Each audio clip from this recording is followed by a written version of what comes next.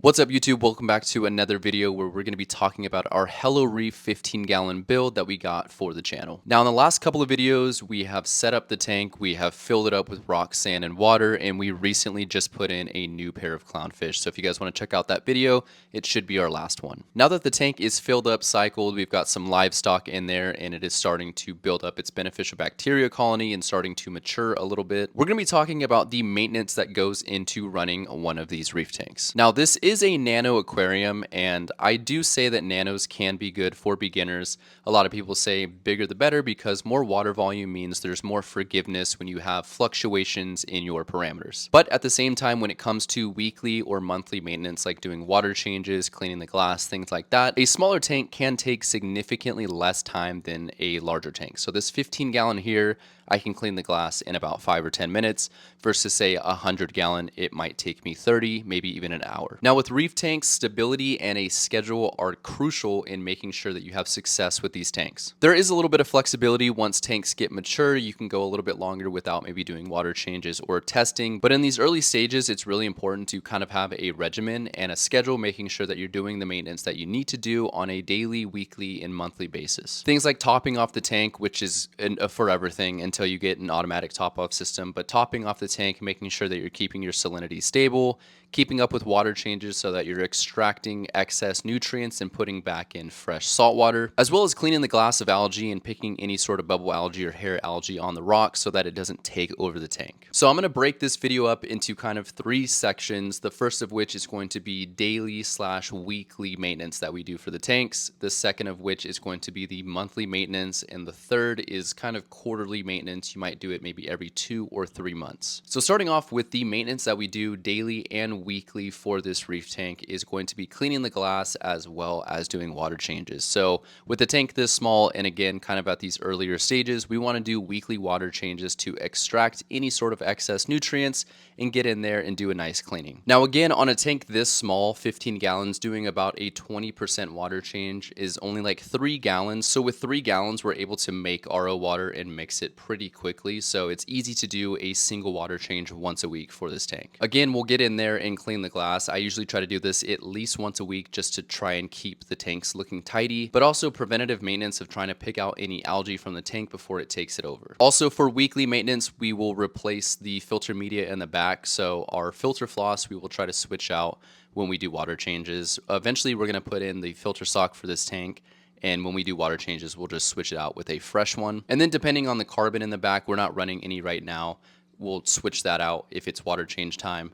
And we won't touch the biomedia, but I guess more so just for the filter floss, we'll change that out. Now kind of backtracking here for the daily maintenance, we don't have an automatic top-off system for this tank yet, and it being so small, it does evaporate pretty quick. So we do top this tank off daily. It's really only about a couple cups worth of water that we have to top off. But again, we want to keep up with it consistently so that our salinity stays stable. Another thing we'll do daily, every other day, is of course feed the fish. So depending on what we're feeding for that day, we'll cycle through like mysis and brine shrimp. We also have a nice healthy flake food that we feed the fish. And flip-flopping back to the weekly maintenance, we're not doing it quite yet because we don't have any corals in the tank and it's still in the very early stages, but we will start dosing this tank as well. And depending on how that goes, we may switch off every other day. I usually, with like my softy tank behind me, will do a dosing once a week of a 3-part solution, but it's better to do it more frequently with smaller dosage so that it stays consistent. But other than that, doing water changes with the glass cleaning, feeding the fish, and topping off the tanks is pretty much what we do on a daily to weekly basis. Now moving on to the monthly maintenance that we do for our reef tanks, this is kind of, it teeters between like weekly maintenance and monthly maintenance because some of the tasks a month is too long to wait, but also at the same time, you don't have to do it every single week. But usually when we do water changes, which is once a week, we'll go in and we'll check the equipment, make sure everything's working. I'll usually check the silicone beads and just make sure the tank is running properly and tidy. But you can do that on a monthly basis, especially if you have a larger tank with a sump and a skimmer and all that stuff, and you want to get in and make sure that there's nothing clogging the pumps. You can kind of do that every couple of weeks, so that's kind of where it teeters on that line. Again, once your tank matures as well, you can probably go a little bit longer than a week. So again, maybe every 2 weeks or even once a month of doing a water change. This tank is still a little too new. We don't want it to get out of hand, but for this tank behind me, for example, we do a water change about Once a month on this tank is the longest we'll let it go, but we try to do weekly. And kind of the last thing that we do on a monthly basis is tidy up all of our cleaning supplies. I've got bins of like extra equipment and other supplies like filter media and stuff like that. So I'll just make sure it's all organized and tidy. And then for the water changing supplies, making sure that like our siphons, our nets, our algae scrubbers, things like that aren't getting caked up with any sort of algae. So we'll go through and just make sure everything's clean. That way, when we do our weekly water changes, it's just a lot smoother than having a bunch of messy supplies. We'll also make sure that our RO system and that bucket is clean, which mentioning the RO system, that's actually a good point I didn't have noted down, is again, it kind of teeters between the week to every couple of weeks. We do make our own RO water. We'll have about 6 5-gallon jugs of fresh water made at all times. And then when we need to make salt water, we'll mix it up about a day or two before the actual water change. But about every 2 weeks, we'll do a round of making RO water. We'll make about 30 gallons of water, and it takes honestly a few hours, but it's really easy. We don't have to go to the store anymore. And now lastly, talking about our quarterly maintenance for the Reef tank. This is the more deep clean.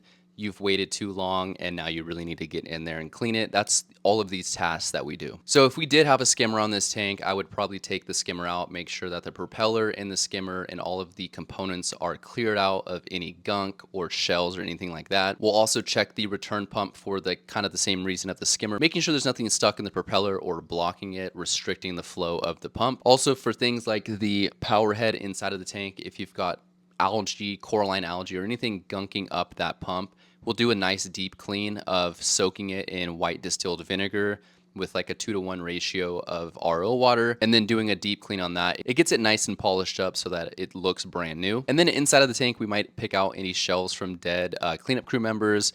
We'll take out any sort of rock rubble that's maybe fallen. On a tank that's a lot more grown in, of course, we don't have coral in this tank yet, but like this 30-gallon behind me, I will try to go in and clean up any sort of frags that have maybe popped off of itself, or even chop up some of the coral if it's starting to grow into each other and encroach. It's more important in an LPS or SPS setup. With soft corals, you can pretty much just let them grow into each other, but if it starts getting a little too crowded, it might be good to go in there and clean it up a little bit. Another thing I'll do, which is like once every 2 months, is I'll get a toothbrush and I'll make sure that all of the algae by these silicone beads is cleaned up, and making sure that like every speck of algae is cleaned out of the tank. I'll check for any salt creep that's on the back of the all-in-one chambers. I'll even go into the all-in-one chambers and make sure there's no algae or any weird stuff building up in there. And more so just doing a full deep clean for these quarterly check-ins and making sure that everything's working right, doing a deep clean on the equipment so that it's running properly. And then any algae that I may have missed in these weekly glass cleanings, I'll go in there and make sure that I get it all. So that is pretty much it for all of the maintenance that we do for the Reef tanks. This tank is, again, still pretty new, so we haven't done too much to it yet, but we are going to have a set regimen and schedule of what we need to do on a week-by-week, monthly, and a quarterly basis. The other nice thing about being on a schedule is it's not overwhelming. Everything's not going to come up at once, and of course your tank's not going to crash, so it's good to stay ahead of things before it gets too bad. Reef tanks can seem daunting, but when you break up the tasks into little bits, it's really not too bad. If you guys ever have any questions, please comment down below, or you can send us a message at our other socials. We have it linked in our bio. But with all of that being said, we will catch you guys on the next one.